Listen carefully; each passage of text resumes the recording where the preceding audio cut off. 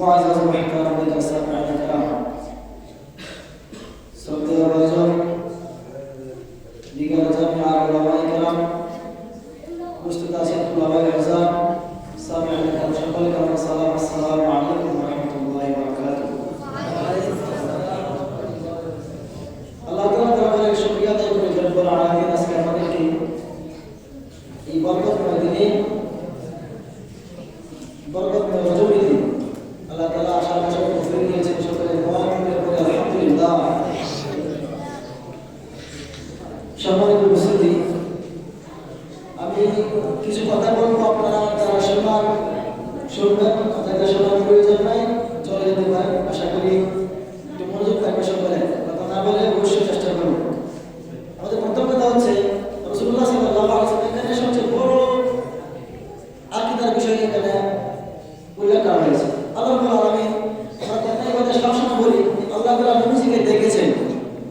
যে আগের আলোচনার কথা বলেছে রাসূলুল্লাহ সাল্লাল্লাহু আলাইহি ওয়াসাল্লাম আল্লাহ তাআলাকে দেখেছেন, আর আল্লাহ তাআলা কোরআনে বলেছেন লা তুদরিকুল আবসার। আমি এই বিষয়টা একবার ক্লাসে ক্লিয়ার করেছিলাম, আবার চেষ্টা করব বলার জন্য।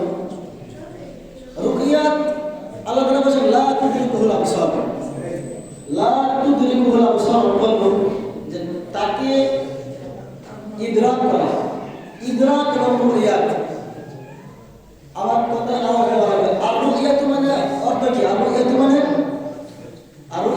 কি? আর রুকিয়াত মাসদার থেকে যদি আসে ওয়া ইয়া, আর রুকিয়াত অর্থ হচ্ছে দেখা। আমার উত্তর দিবা, আর রুকিয়াত অর্থ কি? দেখা, দেখা। আর আল্লাহ তাআলা বলেছেন লা তুদরিকুল আবসার। তুদরিক মানে আল ইদরাক মাসদার থেকে। আর ইদরাক অর্থ কি? আর ইদরাক অর্থ হচ্ছে একটা জিনিসকে আয়ত্ত করা, দেখা, অনুধাবন করা। এটা অর্থ দেখা হয়। রুইয়াত মানে দেখা, আর ইদরাক মানে আয়ত্ত করা। এই বিষয়টা বুঝো। এক নম্বর হচ্ছে রুইয়াত মানে কি? দেখা। আর ইদরাক মানে আয়ত্ত করা।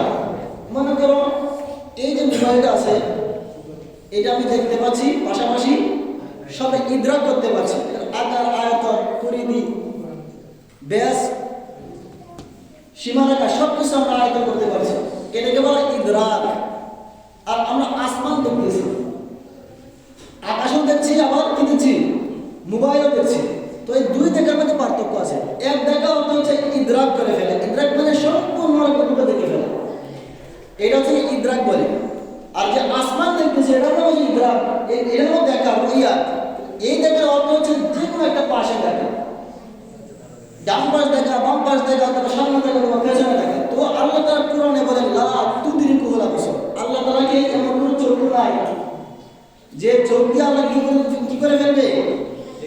দেখে ফেলবে বা ইদরাক করে ফেলবে, সম্পূর্ণরূপে দেখে ফেলবে। আল্লাহ তাআলা নবীজি আল্লাহ তাআলাকে দেখেছেন কপালের চক্ষু দ্বারা। আল্লাহ নবী সাল্লাল্লাহু আলাইহি ওয়াসাল্লাম বলেছেন রাআইতু রাব্বি বিকলবি ওয়া বিআইনি। আমি আমার রবকে দুইভাবে দেখেছি, কলবের চক্ষু দ্বারাও দেখেছি, এই কপালের চক্ষু দ্বারাও দেখেছি। আমরা যে ঘুমিয়ে যাই, ঘুমানোর পর স্বপ্ন দেখি কি দেখি না? এই স্বপ্ন দেখে আমরা কিভাবে দেখি? চোখ তো বন্ধ থাকে, আমরা ঘুমন্ত অবস্থায় দেখি, তাহলে কিভাবে দেখা হয়? স্বপ্নে অনেক বড় বড় ঘটনা ঘটে, বাস্তবে পরিণত হয়ে যাবে অনেক ক্ষেত্রে। আব্দুল্লাহ ইবনে জুবাইর রাদিয়াল্লাহু তাআলা আনহু তিনি স্বপ্ন দেখলেন হাজ্জাজ বিন ইউসুফকে কতল করে ফেলা হয়েছে। কথা বুঝবেন? আব্দুল্লাহ ইবনে জুবাইর কিন্তু জলিলাত সাহাবী, জুবাইর রাদিয়াল্লাহু তাআলা ছিলেন, তিনিও খলিফা ছিলেন, 2 বছর রাষ্ট্র পরিচালনা করেছেন। তিনি বলেন যে আমি স্বপ্ন দেখলাম হাজ্জাজ বিন ইউসুফ উমাইয়ার প্রতিনিধি সেনাপতি, তাকে কতল করে ফেলা হয়েছে। তিনি স্বপ্নে দেখলাম, তখন ব্যাখ্যা করা হইল। স্বপ্নের তাবির যে আছে ব্যাখ্যাকার, তাকে জিজ্ঞাসা করলাম যে আমি এই স্বপ্ন দেখলাম, এখানে ব্যাখ্যা কি হবে? তখন তাবির বললেন যে এই স্বপ্ন যারা দেখেছো এটা সম্পূর্ণ বিপরীত ঘটবে, অর্থাৎ তোমাকে হাজ্জাজ বিন ইউসুফ কি করবে? কতল করে শহীদ করবে। তো এই যে স্বপ্ন থেকে আমরা কাউকে কতল করে ফেলা, নিজে কতল হয়ে যাওয়া, আমাদের চোখ বন্ধ থাকে, আমরা ঘুমন্ত অবস্থা থাকি, তাহলে কেমনে দেখি? কলবের চক্ষু দ্বারা দেখি। বলেন যখন তারা চক্ষু খুলে গেছে, জাহিরি এলম, বাতিনি এলম সব এলম যখন আসে, লাগবে যখন আসে, তখন আমাদের কলব খুলে যায়, কলবের চক্ষু দ্বারা দেখা যায়। তো রাসূলুল্লাহ সাল্লাল্লাহু আলাইহি ওয়াসাল্লাম আল্লাহ তাআলাকে কলবের চক্ষু দ্বারা দেখেছেন, আবার কপালের চক্ষু দ্বারা দেখেছেন। এই দেখার অর্থ হচ্ছে ইদরাক না, রুইয়া, দেখা। মানে আল্লাহ তাআলা কি দেখেছেন সম্পূর্ণ আয়াত করে ফেলেছেন। দুনিয়ার জমিনে এই কুল কায়নাতের মধ্যে আল্লাহ ছাড়া সবচেয়ে গোপন জিনিস হচ্ছে কি? আল্লাহ তাআলা। যা কিছু আছে আর আরো সব কিছু রূপে বললাম, জান্নাত জাহান্নাম সব কিছু আকার দেখা না দেখা সব কিছু মধ্যে রাসূলুল্লাহ সাল্লাল্লাহু আলাইহি ওয়াসাল্লাম এই কোরআনের সবচেয়ে গোপন জিনিস হচ্ছে, রহস্যময় জিনিস হচ্ছে আল্লাহ তাআলাকে সহযোগ দেখা। কোন নবী কোন ফেরেশতা এমন কোনো পাওয়ার ছিল না, এমন কোনো ক্ষমতা ছিল না যে আল্লাহ তাআলাকে সহযোগ দেখবে। রাসূলুল্লাহ সাল্লাল্লাহু আলাইহি ওয়াসাল্লামকে যেখানে আল্লাহ তাআলাকে সহযোগ দেখেছেন, এখানে কোন কারণে কিছু গোপন নাই, বাকি নেই। তো এই বিষয়টা আমরা ক্লিয়ার করবো। আল্লাহ তাআলাকে রাসূলুল্লাহ সাল্লাল্লাহু আলাইহি ওয়াসাল্লাম দেখেছেন, লা তুদরিকু হুল আবসার, যে আয়াতে আল্লাহ তাআলা বলেছেন যে এমন কোন চক্ষু নাই যে আল্লাহকে আয়ত্ত করে ফেলা, চিরসত্য। রুইয়া তিনি দেখেছেন, ইদরাক নয়, এখানে দেখা। হযরত আজিমুল বরকাত মুজাদ্দিদ ইলমিল্লাহ তিনি এই বিষয়টা ক্লিয়ার করেছেন। আমরা এই বিষয়গুলো চেষ্টা করব ক্লিয়ার রাখার জন্য। এটা বড় তাকিদের বিষয় যে রাসূলুল্লাহ সাল্লাল্লাহু আলাইহি ওয়াসাল্লাম আল্লাহ তাআলাকে দেখেছেন, ইদরাক নয়, কি ছিল? রুইয়াত। আর ইদরাক মানে হচ্ছে আমি সম্পূর্ণরূপে দেখে ফেললাম, উপরে নিচে সামনে পেছনে আকার আয়তনে বেশ পরিধি সব কিছু দেখলাম। আমাদের এখানে ক্লিয়ার থাকা লাগবে। তারপর হচ্ছে এই মেরাজ নিয়ে সবচেয়ে বড় প্রচারণা সবচেয়ে বেশি হয়, যখন প্রচার হয় যে আল্লাহ তাআলাকে নবী সাল্লাল্লাহু আলাইহি ওয়াসাল্লাম স্বপ্নের যুগে মেরাজ করিয়েছেন, বা নবীজি স্বপ্নে মেরাজ করেছেন। অনেকে বলে এই ঘটনার সহজ সমাধান হচ্ছে আরবের কাফেরদেরকে যদি নবীজি বলতেন যে গত রাতে আমি স্বপ্নে দেখেছি মসজিদে হারাম থেকে মসজিদে আকসায় গেলাম, মসজিদে আকসা থেকে প্রথম আসমান, দ্বিতীয় আসমান, তৃতীয় আসমান গেলাম, এরকম সপ্তম আসমান পানি দিয়ে সিদরাতুল মুনতাহা গেলাম, সিদরাতুল মুনতাহা পানি দিয়ে আরশে আজিম গেলাম, আরশে আজিম থেকে উপরে গমন করলাম। এটা যদি নবীজি কি বলতেন, আরবের কাফেরদেরকে বলতেন যে আমি স্বপ্নে দেখেছি, তাহলে আরবের কাফেররা কি নবীজিকে বলতো যে তুমি মিথ্যা বলছো বা পাগল হয়ে গেছো, কথা বলতো? এই কথা বুঝবা। নবীজি যদি বলতেন যে আরবের কাফেররা আমি গত রাতে স্বপ্নে দেখেছি যে মসজিদে হারাম থেকে বাইতুল মুকাদ্দাস, সপ্তম আসমান, সিদরাতুল মুনতাহা, আরশে আজিম এগুলো কি করেছি? ভ্রমণ করেছে স্বপ্নে। স্বপ্নে সম্ভব কিনা? স্বপ্নে তো সম্ভব, এতে কোনো আশঙ্কা নাই। কাফের, মুশরিক, ইমানদার, বেঈমান সবাই বিশ্বাস করবে, এদিকে প্রশ্ন করবে না যে স্বপ্ন তো সম্ভব হতে পারে। এক মিনিটের স্বপ্ন দেখে আমি সব সফর করে আসছি, কিন্তু আমি যদি বলি সকালে যে আমি মেরাজ করেছি, যে আমি কি করেছি, বাইতুল মুকাদ্দাস গেছি, আরশে আজিম গেলাম, এরকম যদি আমি বলি যে গিয়ে এসেছি, জান্নাত দেখেছি, জাহান্নাম দেখেছি, এটাও সম্ভব হতে পারে। তো এর মধ্যে কি নাই, কোনো বাধা নাই, বিশ্বাস করতে কোনো কি নাই, এর রাজ নাই, আপত্তি নাই। যখন রাসূলুল্লাহ সাল্লাল্লাহু আলাইহি ওয়াসাল্লাম বলেছেন আমি সরাসরি গিয়েছি, আমি নিজে গিয়েছি মসজিদে হারাম থেকে মসজিদে আকসা থেকে সফর করে এসেছি, তখন আরবের কাফেররা বলল যে তাদের ভাষায় বললো যে মুহাম্মদ পাগল হয়ে গেছে, বলে নাউযুবিল্লাহ।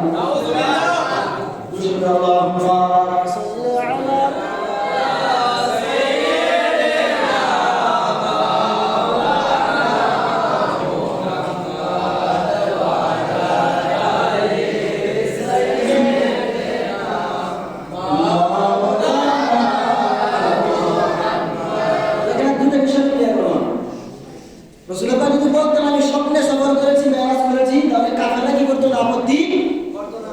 আরে আপত্তি করতো নাকি? ইমানদাররা তো আপত্তি করতো না, কাফেররা আপত্তি করতো না।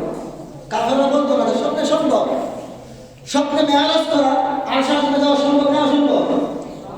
উত্তর দেওয়া লাগবে। স্বপ্নে আরশে আজিম যাওয়া সম্ভব না অসম্ভব?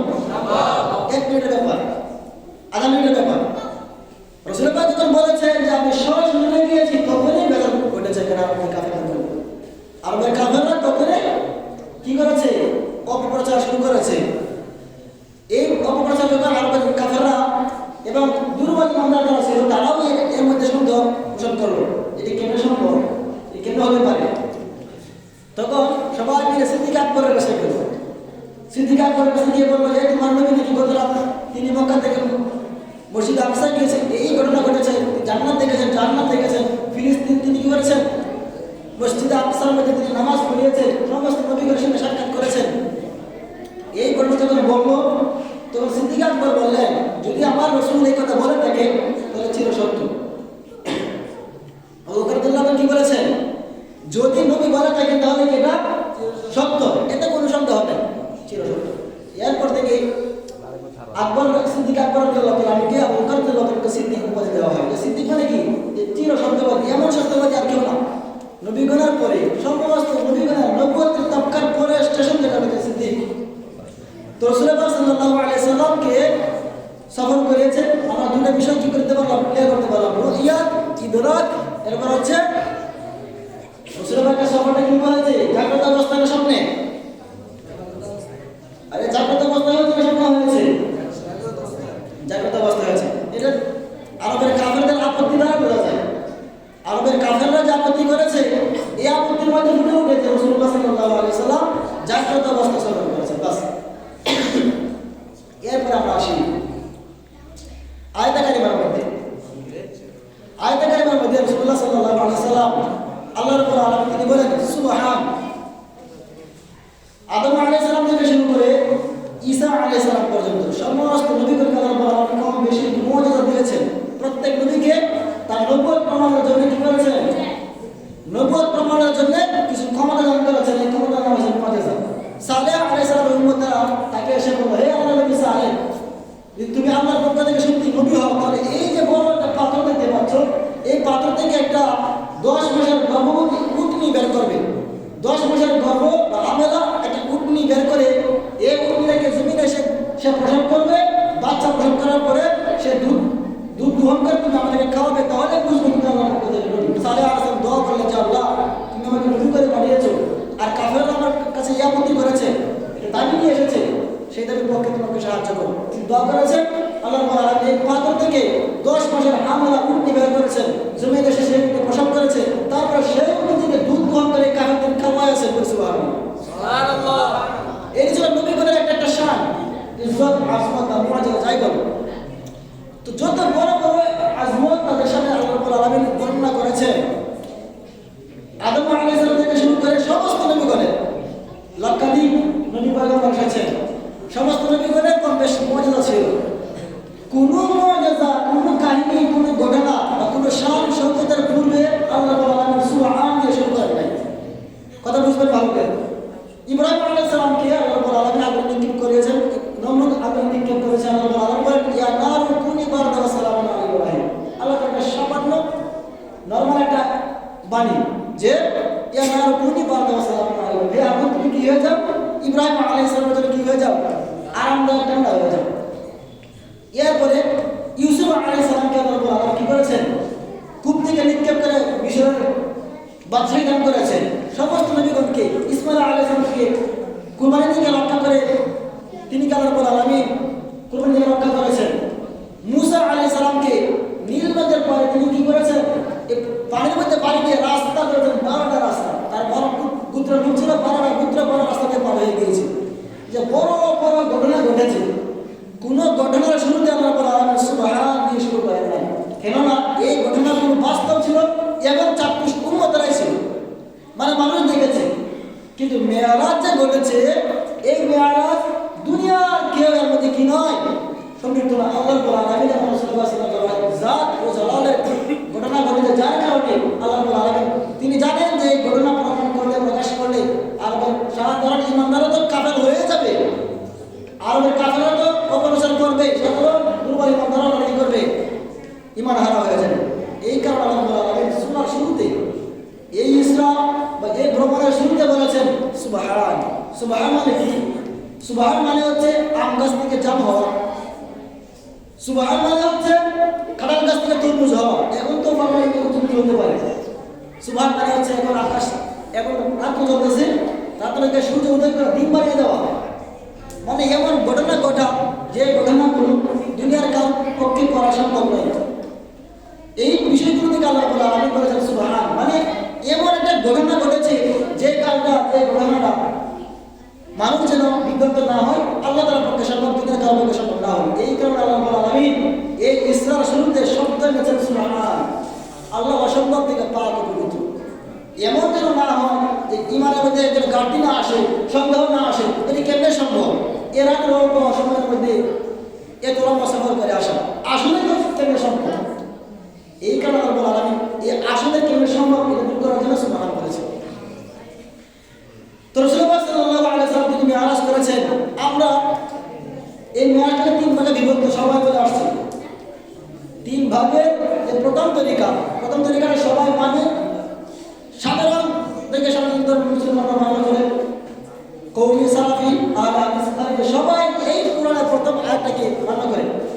সুবহানাল্লাহি আসরা বিআবদিহি লাইলান মিনাল মাসজিদিল হারাম ইলাল মাসজিদিল আকসা।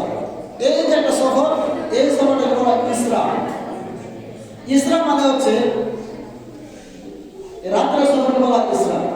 এরপরে এই আয়াতের মধ্যে অনেক শান্তপূর্ণ কথা আল্লাহ ব্যবহার করেছেন, যে আবদির আলোচনা করেছে, যে লাইলানের কথা বলেছে, বিআবদিহি মিনাল মাসজিদিল হারাম ইলাল মাসজিদিল আকসা, এই লম্বা আলোচনা করা করেছে। তো তিন প্রকার সফরের মধ্যে আল্লাহ আলামিন ইসরা যে সফরটা করিয়েছে, এই সফরকে অস্বীকার করে কোনো ব্যক্তি মুসলমান থাকে না, কাফের হয়ে যায়। দুরূদ শরীফ আল্লাহুম্মা সাল্লি আলা সাইয়্যিদিনা মুহাম্মাদ ওয়া আলা আলি সাইয়্যিদিনা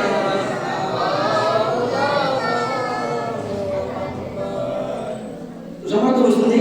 ইসরা যেটা হয়েছে এটা কুরআন দ্বারা প্রমাণিত, মানে রাতের সফর, রাতের ভ্রমণ মক্কা থেকে মসজিদে হারাম। আমি শুধু এটুকু নিয়ে যদি কথা বলি, মক্কা থেকে মসজিদে আকসার দূরত্ব, আমাদের যে মক্কা শরীফ আছে, মক্কা শরীফ থেকে মসজিদে আকসার দূরত্ব হচ্ছে 1500 কিলোমিটার। কত কিলোমিটার? মসজিদে হারাম থেকে মসজিদে আকসার দূরত্ব কত কিলোমিটার? 1500 কিলোমিটার। যাইতে 1500 কিলোমিটার, আসতে 1500 কিলোমিটার, তার মানে মোট কতশো কিলোমিটার? 3000 কিলোমিটার। এই 3000 কিলোমিটার যাইতে আসতে রাসূলুল্লাহ তো সফর করেছেন, গিয়েছেন, আবার কি করছেন? এসেছেন। মসজিদে হারাম থেকে তিনি মসজিদে আকসায় গিয়েছেন, শুধু এটুকু নিয়ে কথা বলছি। মসজিদে হারাম থেকে মসজিদে আকসায় গিয়েছেন, সেখানে যাওয়ার পরে আবার এসেছেন। যাইতে 1500 কিলোমিটার, আসতে 1500 কিলোমিটার, তার মোট কত কিলোমিটার হইল? 3000 কিলোমিটার। এই 3000 কিলোমিটার সফর রাসূলুল্লাহ সাল্লাল্লাহু আলাইহি ওয়াসাল্লাম যদি কোনো ব্যক্তি হাইটে সফর করা লাগে, আগের সফর কি ছিল? হয়তো ঘোড়া, উট, না হয় কি হেঁটে। তো রাসূলুল্লাহ সাল্লাল্লাহু আলাইহি ওয়াসাল্লাম সফর করেছেন ঘোড়া দিয়ে। এটা হাদিস চেষ্টা করে বলার জন্য, মুসলিম শরীফের একটা হাদিস, বিশাল বড় হাদিস। মুসলিম শরীফের হাদিস এসেছে রাসূলুল্লাহ সাল্লাল্লাহু আলাইহি ওয়াসাল্লামের বাহন 3 তরিকার ছিল। প্রথম বাহন হচ্ছে বুররাক, বারবন বা বুররাক, বুরাক যেটাকে বলি। এই বুরাক থেকে মসজিদে হারাম থেকে মসজিদে আকসায় গিয়েছেন। মসজিদে আকসা থেকে রাসূলুল্লাহ সাল্লাল্লাহু আলাইহি ওয়াসাল্লাম কোনো বাহন ছাড়াই মি'রাজ অর্থাৎ সিঁড়ি দিয়ে গমন করে তিনি আরশা সিদরাতুল মুনতাহা গিয়েছেন, হযরত জিবরাইল আলাইহিস সালামের বাসস্থান পর্যন্ত। তারপরে জিবরাইল আলাইহিস সালামের বাসস্থান থেকে আরশে আযম গিয়েছেন। এটা ছিল রফরফ, যেটাকে সাধারণ ভাষায় রফরফ বলা হয়। এই রফরফ থেকে রাসূলুল্লাহ সাল্লাল্লাহু আলাইহি ওয়াসাল্লাম আরশে আযম পানি দিয়ে যেখানে গিয়েছেন, সেখানে রাসূলুল্লাহ পাকের হাকিকি অবস্থা ছিল, যেটা বলেছেন রাসূলুল্লাহ পাকের 3 সূরত, একটা হচ্ছে বাশারি, আর হচ্ছে মালাইকি, হাকিকি বা নুরানি যেটাকে বলা হয়। তো বাশারি, নুরানি, হাকিকি, এই বাশারি দিয়ে তিনি সফর করেছেন আরশা মসজিদ আকসা পর্যন্ত। নুরানি দিয়ে সফর করেছেন সিদরাতুল মুনতাহা পর্যন্ত। হাকিকি সূরত দিয়ে তিনি কি করেছেন? আরশা পানি দিয়ে যেখানে গিয়েছেন আল্লাহ রাসূল আলাম। কতটুকু সময় তিনি গিয়েছেন, কতটুকু দূরে গিয়েছেন, সেটা আল্লাহ রাসূল ভালো জানেন। তো আমরা শুধু আজকে মক্কা থেকে মসজিদে আকসার দূরত্ব হচ্ছে 3000 কিলোমিটার, যাইতে এবং আসতে। এটা তো রাসূলুল্লাহ সাল্লাল্লাহু আলাইহি ওয়াসাল্লাম যদি কোনো ব্যক্তি বলে এক রাতের ভিতরে আমি কি করেছি? 3000 কিলোমিটার রাস্তা সফর করেছি, কেউ বিশ্বাস করবে? আরে কথা বলতে হবে। কোনো ব্যক্তি যদি বলে এক রাতের ভিতরে আমি 3000 কিলোমিটার রাস্তা সফর করেছি, কেউ বিশ্বাস করবে না? রাসূলুল্লাহ সাল্লাল্লাহু আলাইহি ওয়াসাল্লাম এই কথাটা কোরআনে এসেছে, এটা বিশ্বাস না করলে ঈমান চলে যাবে, বিশ্বাস করতে হবে। রাসূলুল্লাহ সাল্লাল্লাহু আলাইহি ওয়াসাল্লাম মক্কা থেকে মসজিদে আকসায় গিয়েছেন, 3000 কিলোমিটার রাস্তা সফর করেছেন রাতের অল্প সময়ের মধ্যে। রাতের অল্প সময় উম্মে আলী ঘরে রাসূলুল্লাহ সাল্লাল্লাহু আলাইহি ওয়াসাল্লাম গিয়ে বিছানায় শুয়েছিলেন, সেখান থেকে উঠে ওযু করে তিনি সফর শুরু করলেন। ওযুর পানি গড়াই দিয়েছিল, সফর করে আয়েশা থেকে আবার পানি গড়াই দিয়েছে। রাসূলুল্লাহ ঘুম থেকে উঠেছেন, বিছানা থেকে উঠে দেখেন বিছানা গরম ছিল, এসে থেকে আবার বিছানা গরম। এই মূল ঘটনার কেন্দ্রবিন্দু হচ্ছে রাসূলুল্লাহ সাল্লাল্লাহু আলাইহি ওয়াসাল্লাম হচ্ছেন কুল কায়নাতের রূহ। ইমাম মুসলিম তিনি বলেন যে আসলে ঈমান রূহে কুরআন ওয়া সাবিল হাসবুহু বিরহমাতিল লিল আলামিন। যে ফুল কায়নাতের যে ব্যাটারি আছে, ব্যাটারি চলছে এই ঘড়ি আছে, ঘড়ি চলছে কিসের বদৌলতে? ব্যাটারির বদৌলতে। ব্যাটারি যদি খুলে দেওয়া হয় তাহলে কি হয়ে যাবে? ঘড়ির কাঁটা, মিনিটের কাঁটা মিনিটের জায়গায় বন্ধ হয়ে যাবে, ঘন্টার কাঁটা ঘন্টার জায়গায় বন্ধ হয়ে যাবে, সেকেন্ডের কাঁটা সেকেন্ডের জায়গায় বন্ধ হয়ে যাবে। তো নবী যে ম্যানেজ করেছে, মূল হচ্ছে রাসূলুল্লাহ সাল্লাল্লাহু আলাইহি ওয়াসাল্লাম কুল কায়নাতের ব্যাটারি রূহ। এই রূহ যখন আল্লাহ তাআলা তুলে নিয়ে গিয়েছেন তখন এই কুল কায়নাত স্তব্ধ হয়ে গেছে। যেরকম ভাবে ব্যাটারি খুলে ফেললে ঘড়ি স্তব্ধ হয়ে যায়, আবার একটু ব্যাটারি বললে আবার ঘড়ি চলে। তাহলে এই যে লম্বা একটা সফর করলেন, আরশ আসমানে গেলেন, কেবল 27 বছর পার হয়েছে। 27 বছর না, লক্ষ কোটি বছর পার হতে পারে। তো আল্লাহ রাব্বুল আলামিন বলে যে এই সফরটা ছিল এমন একটা সফর যে রাসূলুল্লাহ কুল কায়নাতের ব্যাটারি। এই ব্যাটারি থেকে যখন আল্লাহ তাআলা তুলে নিয়েছেন লম্বা কানে, তখন কুল কায়নাত সব স্তব্ধ হয়ে গেছে। যে যেভাবে ছিল ঠিক সেভাবে আল্লাহ তাআলা রেখে দিয়েছেন। আবার যখন সেই ব্যাটারি তুলে জীবনে এসেছে, আবার চলমান হয়ে গেছে।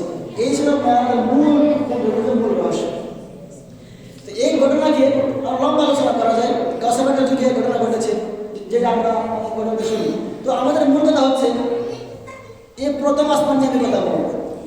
প্রথম আসমান মসজিদে হারাম থেকে রাসূলুল্লাহ সাল্লাল্লাহু আলাইহি ওয়াসাল্লাম আকসায় গেলেন। মসজিদে আকসা থেকে রাসূলুল্লাহ সমস্ত নবীগণের সঙ্গে সাক্ষাৎ করলেন। মসজিদে আকসায় কি করেছেন? দুই রাকাত নামাজ পড়িয়েছেন, নবীগণের সঙ্গে কথা বলেছেন, মুলাকাত করেছেন, নবীগণের সঙ্গে সাক্ষাৎ করেছেন। বলেছেন আমি মুসা আলাইহিস সালাম, আমি ঈসা আলাইহিস সালাম, আদম আলাইহিস সালাম, দাউদ আলাইহিস সালাম, সমস্ত নবীগণ, সমস্ত নবীগণ, আদম থেকে শুরু করে ঈসা আলাইহিস সালাম পর্যন্ত সমস্ত নবীগণ আমার রাসূলের সঙ্গে এসে কি করেছে? সাক্ষাৎ করেছে, রাসূলের সঙ্গে দুই রাকাত নামাজ পড়েছে। এই নামাজ পড়ে রাসূলুল্লাহ সাল্লাল্লাহু আলাইহি সাল্লাম আমি এই মহাবিশ্ব সম্পর্কে ধারণা দিতে চাই। রাসূলুল্লাহ সাল্লাল্লাহু আলাইহি সাল্লাম যে প্রথম আসমান পাড়ি দিলেন, এই প্রথম আসমান আমরা যে সূর্য দেখতে পাচ্ছি, চাঁদ, সূর্য, পৃথিবী, এই পৃথিবী হচ্ছে একটা গ্রহ, আর চাঁদ হচ্ছে একটা উপগ্রহ। এই পৃথিবীর 50 গুণের 50 ভাগের 1 ভাগ চাঁদ। কথা বুঝবা? পৃথিবীর কত ভাগের 1 ভাগ চাঁদ? এই পৃথিবীটাকে 50টা ভাগ করলে 50 ভাগের 1 ভাগ হবে কি? চাঁদ। চাঁদ পৃথিবী থেকে 60 লক্ষ কিলোমিটার দূরে, খুব কাছে, বেশি দূরে না। তো রাসূলুল্লাহ সাল্লাল্লাহু আলাইহি ওয়াসাল্লাম এই প্রথম আসমান পাড়ি দিয়েছেন। এই প্রথম আসমানের নিচে আমরা যে যা কিছু আছে আমরা কিছু বলতে পারি না। প্রথম আসমানে কত কিছু আছে। এই চাঁদ থেকে সূর্যের দূরত্ব, পৃথিবী থেকে সূর্যের দূরত্ব 9 কোটি 30 লক্ষ মাইল। পৃথিবী থেকে সূর্যের দূরত্ব কত? 9 কোটি 30 লক্ষ মাইল, মানে 14 কোটি বর্গ কিলোমিটার। 14 কোটি কিলোমিটার পৃথিবী। তো এটা কিলোমিটার বের করা হয়েছে পৃথিবী। আমরা কি মনে করা যে পৃথিবী থেকে এই সূর্য পর্যন্ত শুধু ধরা হয় অথবা কোনোভাবে মেশিন দিয়ে মাপা হয় না? কিরণের গতিভিত্তিতে, মানে আলোর গতিভিত্তিতে এই কিলোমিটার দূরত্ব মাপা হয়। আলোর উপর ডিপেন্ড করে সূর্য থেকে পৃথিবী থেকে কত দূরে এটা মাপা হয়। আলোর গতি কত? এটা আমরা দেখতে পাচ্ছি, এই যে আলো আপনার কাছে আসছে, এই আলোর গতি হচ্ছে প্রতি সেকেন্ডে। এই আলো 1 সেকেন্ডে 3 লক্ষ কিলোমিটার যেতে পারে। এই আলো কত দূর যেতে পারে 1 সেকেন্ডে? 1 সেকেন্ডে আলো কত দূর যেতে পারে? 3 লক্ষ কিলোমিটার। বুঝতে পারতে বলো আলোর গতি কত প্রতি সেকেন্ডে? আরে আলো, এই যে আমরা কিরণ দেখতে পাচ্ছি, এই আলো প্রতি সেকেন্ডে কত কিলোমিটার যেতে পারে? 3 লক্ষ কিলোমিটার। তো এই সূর্য থেকে আমাদের এই পৃথিবীতে সূর্যের কাছ থেকে পৃথিবীতে আলো আসতে সময় লাগে 8 মিনিট 20 সেকেন্ড। কত মিনিট, কত সেকেন্ড? 8 minute 20 second. এই 8 মিনিট 20 সেকেন্ড কিসের উপর ডিপেন্ড করে ধরা হলো 8 মিনিট, আর কিসের উপর ধরা হলো 20 সেকেন্ড? এই সূর্যের গতির উপরে, এই কিরণের গতির উপরে। এই প্রতি 8 মিনিট 20 সেকেন্ড কিরণ বা আলো দ্রুত গতিতে চলতেছে। প্রতি সেকেন্ডে 3 লক্ষ কিলোমিটার জায়গা, 3 লক্ষ কিলোমিটার দূরত্ব রাস্তা পার করছে।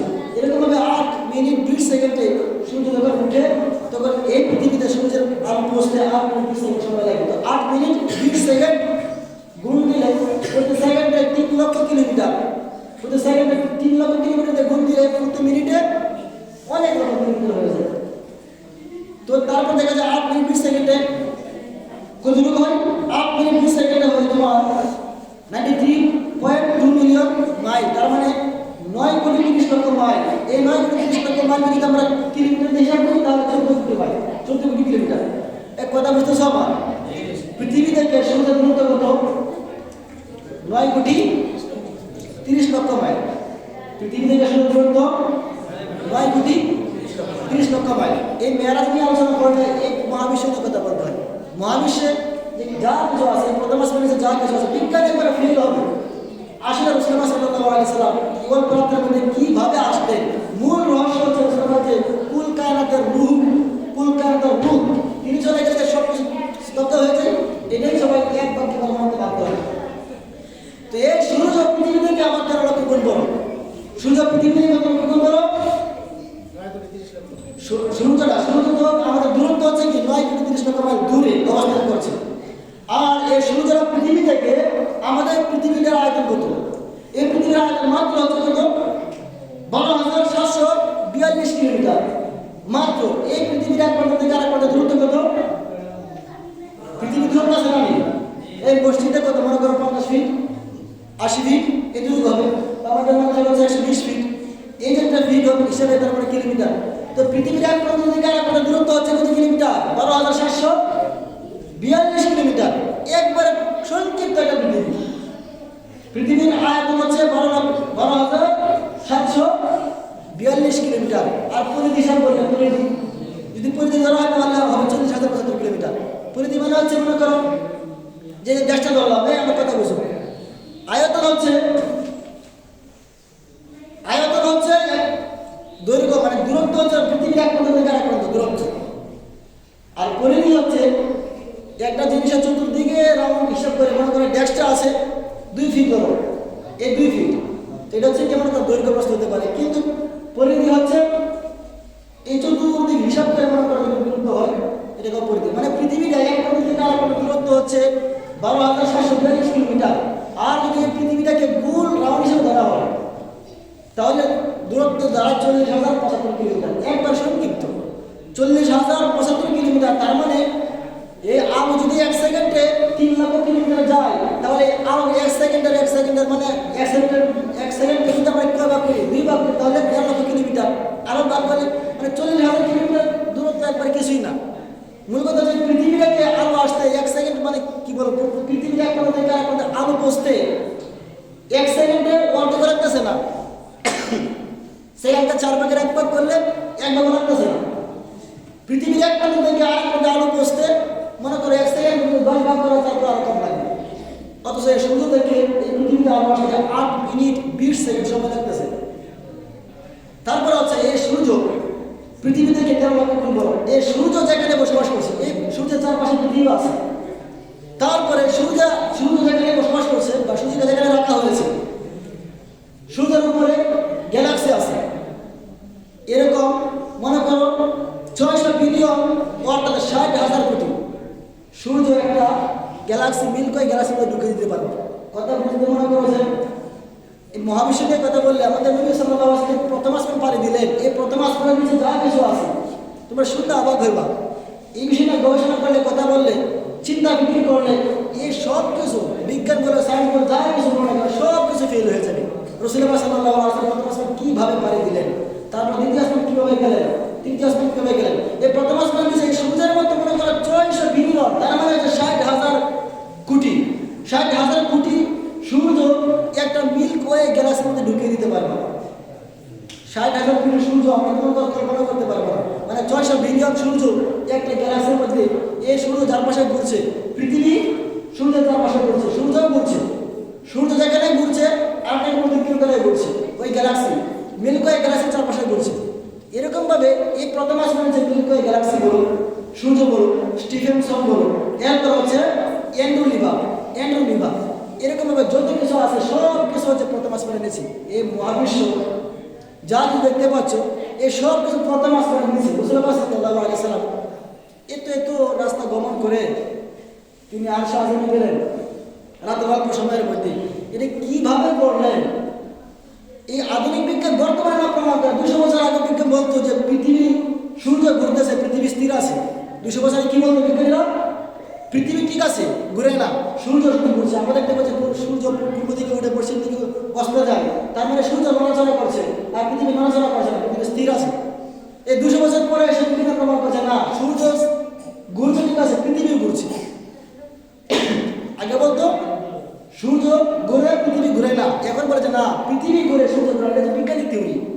কোরআন বলে যে পৃথিবী ঘুরে, সূর্য ঘুরে। এটাই কথা বললে আর সময় প্রয়োজন, তাহলে বুড়লে আমরা কেন পড়ি না? এটা সবচেয়ে মহাকাশ শক্তি বলে আমি করি না। তো যাই হোক, এই মূল কথা হচ্ছে আমার প্রথম আকাশের নিচে এত বড় বড় বড় বড় সৃষ্টি আছে।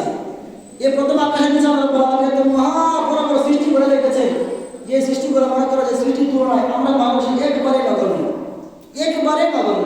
মানে কি বলবো, এই মহাবিশ্বের মধ্যে একটা মানুষ একবারে তো ক্ষুদ্র। আমাদের কাছে যেরকম একটা পিপিলিকা, একটা কুকুর, একটা মশা যেরকম ক্ষুদ্র মনে হয়, এই মহাবিশ্বের তুলনায় আমরা এর চেয়ে আরো নগণ্য। আর পৃথিবীটাকে সূর্যের তুলনায় একবার 13 লক্ষ গুণ ছোট বড় হয়, একবারে ছোট বড় দেখা যায়। এরপরে সূর্য 60,000 কোটি সূর্য একটা গ্যালাক্সির মধ্যে, ওইটার তুলনায় সূর্যকে একবারে একটা ফুটবল মনে হয়। তাহলে সূর্য মুখে গ্যালাক্সি বলো, স্টিফেনসন বলো, যাই কিছু বলো, এই পৃথিবীর তুলনায়, এই সৃষ্টির তুলনায় আমরা মানুষ একবারে এত ক্ষুদ্র যেটা আমাদের তুলনায় করা যায়, একবারে অনেক ক্ষুদ্র।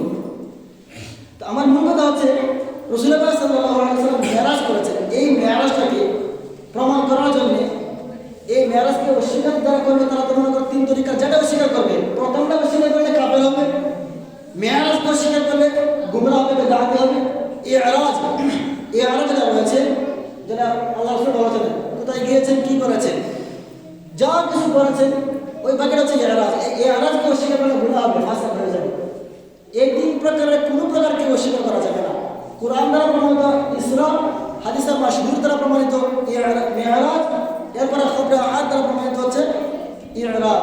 এই 3 প্রকারকে আমাদের স্বীকার করতে হবে।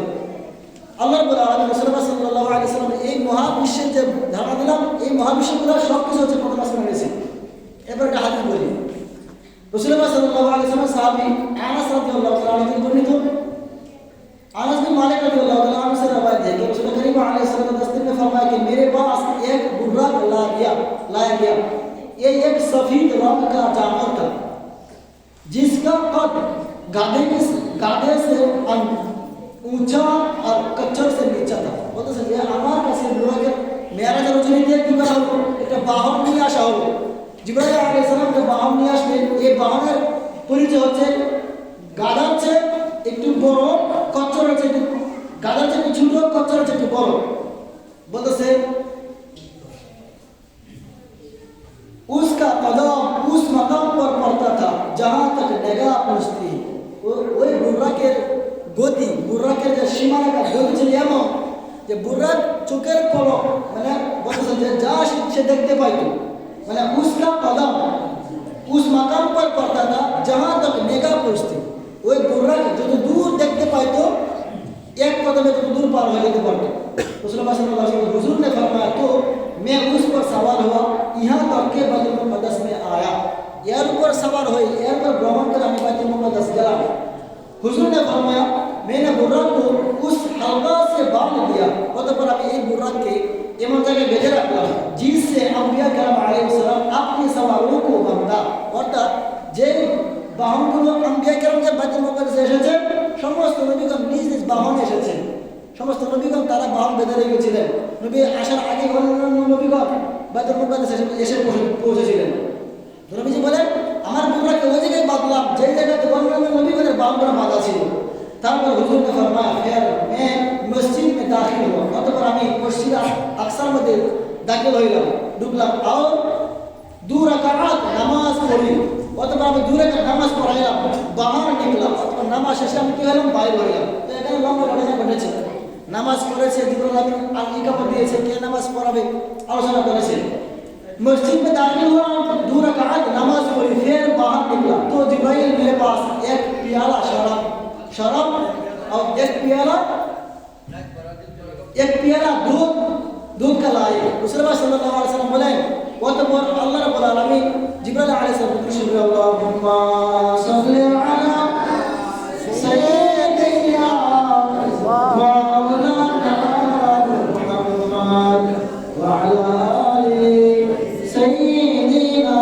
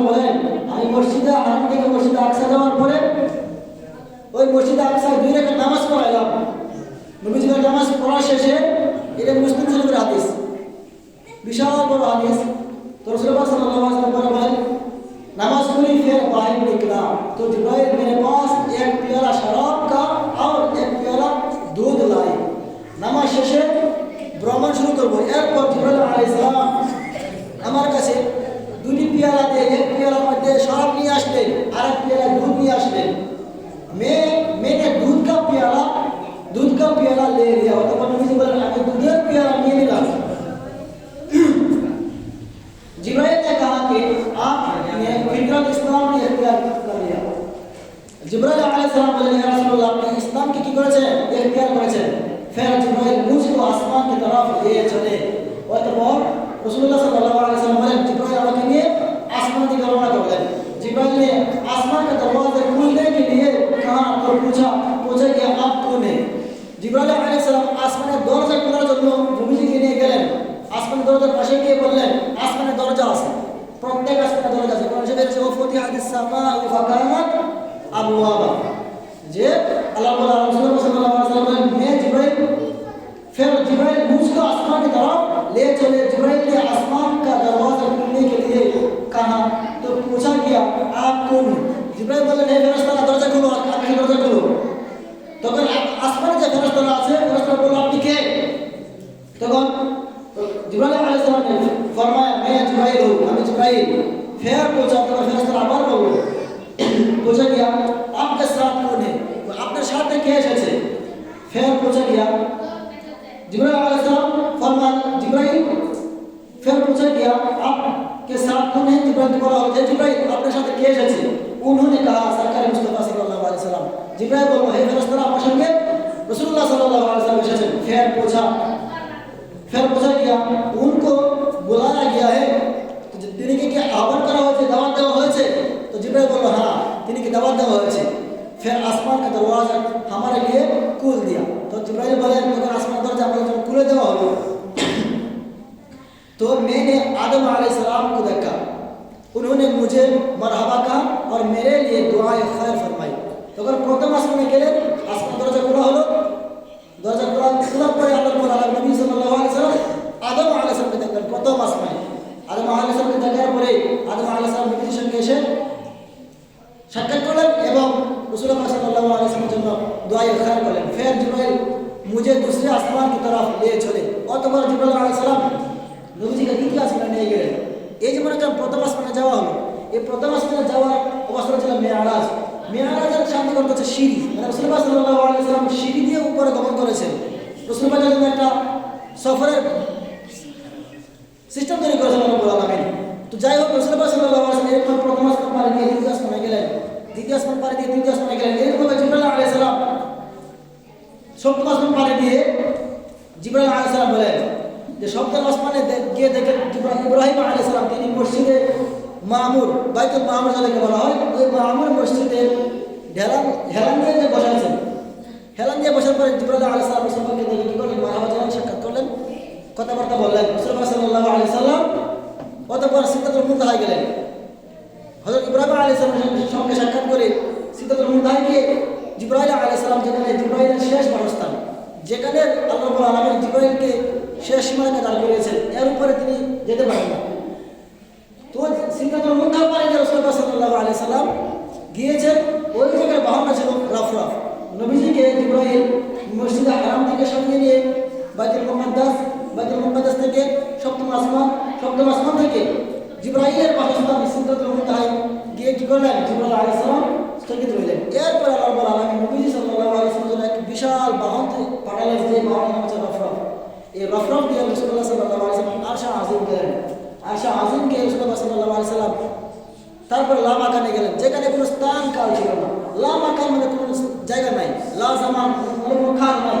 রাসূলুল্লাহ সাল্লাল্লাহু আলাইহি ওয়াসাল্লাম এমন সময় পানি দিয়েছেন, এটা আল্লাহ রাসূল ভালো জানে যে কত সময় তিনি পানি দিয়েছেন।